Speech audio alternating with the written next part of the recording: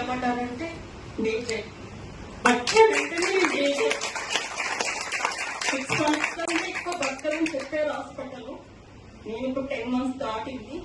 నేను టెస్ట్ చేయించుకున్నా, all reports correct వచ్చాయి. నార్మల్ స్టేజ్లో నార్మల్గా ఉన్నాను. నా పేరు సబీన, మొక్కలో ఉంటాను.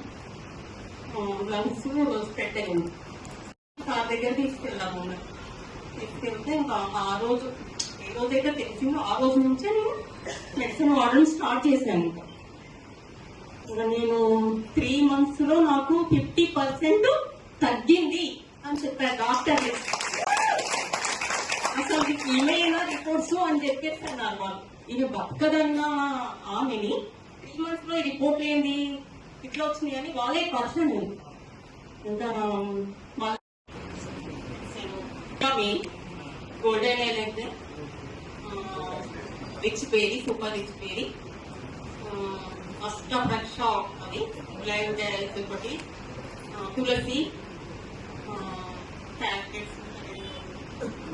మల్టీవిటమిన్.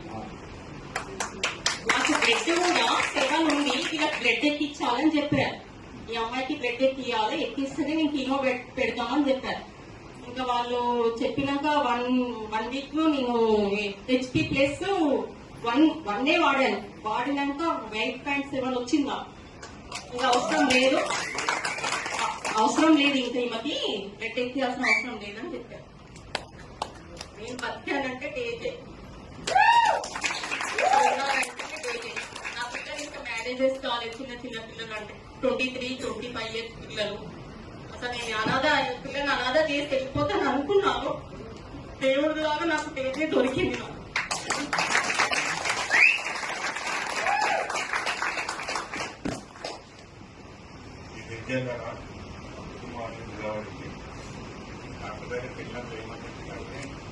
మాకు 6 months మాత్రమే టైం ఇచ్చారు. 6 months కంటే ఎక్కువ బతకదు. డాక్టర్ ఏం చెప్పారంటే ఇల్లు అమ్ముకోకు, భూమి అమ్ముకోకు, ఆస్తి అమ్ముకోకు, నువ్వు 1 కోటి రూపాయలు పెట్టినా 2 కోట్లు పెట్టినా డబ్బులు పోతాయి, నడిచిపోతుంది, మీరు మాత్రం పెట్టకండి అని చెప్పారు. చెప్తే నేను బాధతోటి వచ్చేసి అక్కడికి వచ్చిన తర్వాత ఆయన ద్వారా వాళ్ళ ఫ్రెండ్ ఉన్నాడు ఒకతను. ఆ ఫ్రెండ్ ద్వారా ఈ కలర్ సార్ పరిచయం చేశారు. పరిచయం చేసిన